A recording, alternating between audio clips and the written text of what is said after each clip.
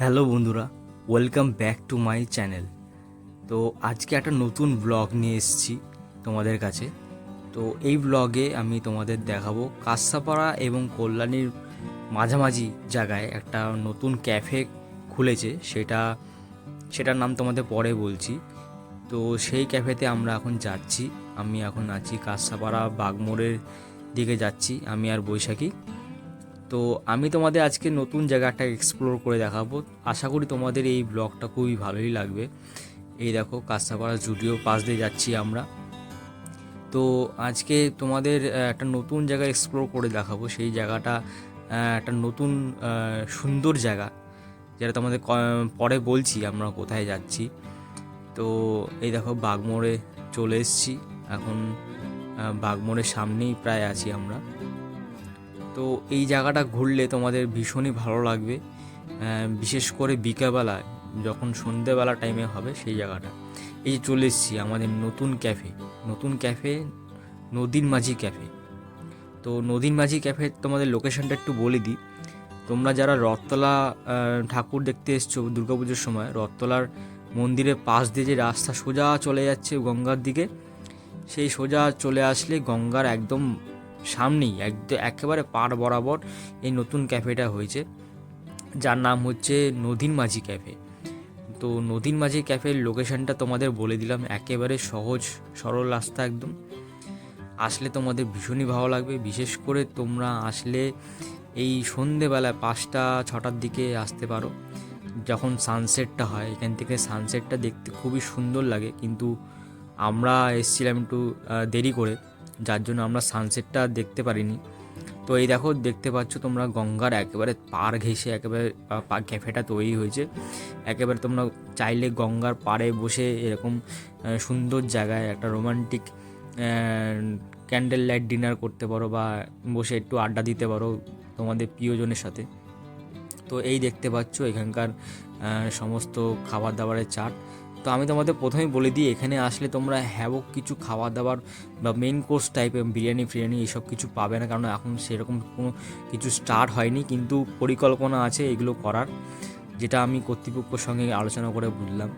তোমরা আসলে এখানে কফি, তারপর তোমার স্ন্যাক্স টাইপের কিছু আইটেম, মোমো টোমো এগুলো পাবে।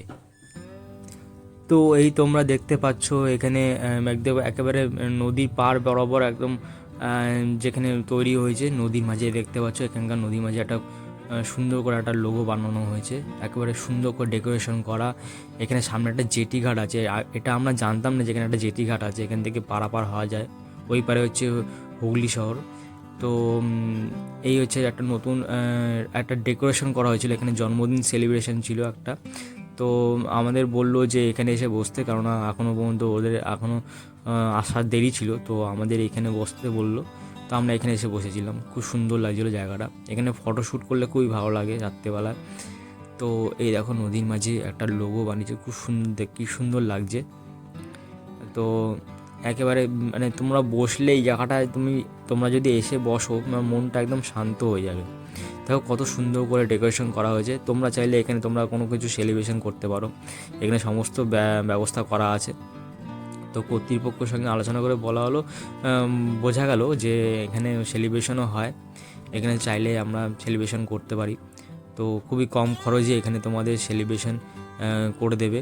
তো আমি তোমাদের ডেসক্রিপশানে যদি আমি নাম্বার পাই, তো নাম্বার তোমাদের দিয়ে দেবো। তোমরা চাইলে একবার কন্ট্যাক্ট করে দেখতে পারো, যদি তোমাদের কোনো বার্থডে সেলিব্রেশন, অ্যানিভার্সারি কিছু সেলিব্রেশন করতে হয়, তো তোমরা এখানে এসে সেলিব্রেশন করতে পারো। তো এই দেখো চলে এসছে, আমরা একটা মোমো অর্ডার দিয়েছিলাম। মোমোর দাম 60 টাকা কি 70 টাকা ছিল, আমার ঠিক খেয়াল নেই। তো মোমোটা বেশ ভালোই লাগছিলো।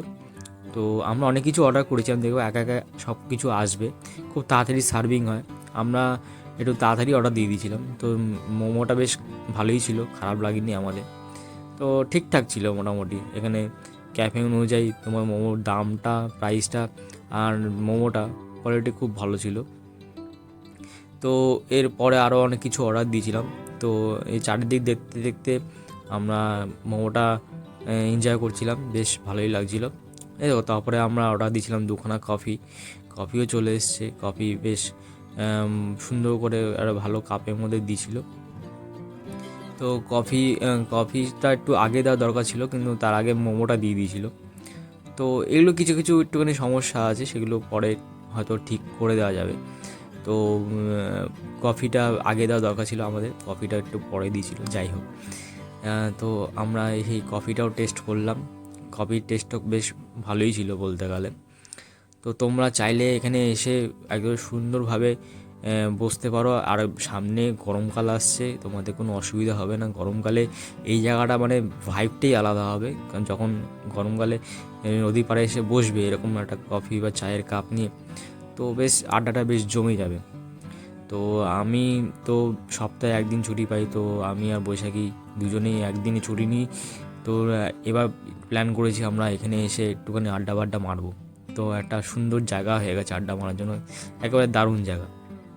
তো আমি অনেক দিন পরে এই ঘাটটা আসলাম, ঘরটা দেখে আমি অবাক হয়ে গেলাম যে অনেক কিছু চেঞ্জ হয়ে গেছে এখানে। তো এত সুন্দর একটা ক্যাফে করেছে, অনেক দিন ধরে ভাবছি আসবো, তো আসা আর হচ্ছিল না। তারপর ফাইনালি ভাবলাম না আজকে যেতেই হবে। তো এরপর দেখো আমরা অর্ডার দিয়েছিলাম একটা চিকেন কাটলেট, একটা ফিশ ফিঙ্গার, তো সেটাও চলে এসছে। তো ফিশ ফিঙ্গারটা বেশ ভালোই ছিল, বেশ মাছের স্টাফটা খুব ভালোই ছিল। আর চিকেন যে কাটলেটটা ছিল, কাটলেটটা আমার খুব একটা অতটা ভালো লাগেনি, কিন্তু ফিশ ফিঙ্গারটা যেটা দিয়েছিলাম সেটা খুব ভালো লাগছিল। ফিশ কাটলেটটা খুবই ভালো লাগছিলো, তো খেতে বেশ ভালোই লাগছিলো। প্লাস মোমোর সাথে এটাও খুব ভালোই লাগছিলো। তো দাদা, তোমাদের এই নদীর মাঝে ক্যাফেটা কতদিন? আপনারা যদি রথতলা থেকে আসেন একদম সোজা আসবেন, এসে একদম কোনো জায়গায় এদিক ওদিক যাবে না, কারণ রানীর রাজধানী রাস্তাটা রয়েছে, এটা বেঁকে গেলে আপনার অসুবিধা হবে। আপনি পুরো সিধা স্ট্রেট আসবেন, এসে দেখবেন এখানে গঙ্গার ধার, এটা হচ্ছে নদীর মাঝি ক্যাফে। এখানে আমাদের ক্যাফেটা আমরা খুলে রাখি প্রায় বিকেল 6টা থেকে। আমাদের স্টার্টিং হয়, অনেকে আগে চলে আসে, আমাদের খাবার দাবার দিতে পারি না, আমাদের 6টা থেকে মিনিমাম স্টার্ট হয়। 6টা থেকে আমরা 9:30 থেকে 10টা পর্যন্ত আমরা খোলা রাখি, তারপরে আমরা ক্যাফেটা অফ করি। আমাদের এখানে মেনু আমরা যা আপাতত করছি, চেষ্টা করছি আগামী দিনে মেনুটা একটু বাড়ানোর, তাতে অনেকটা ডিমান্ড হয়েছে মেনুটা বাড়ানোর জন্য, আমরা মেনুটা বাড়াবো। ঠিক আছে, খুব ভালো। ফেসবুক দেখেই আসা। কথা হলো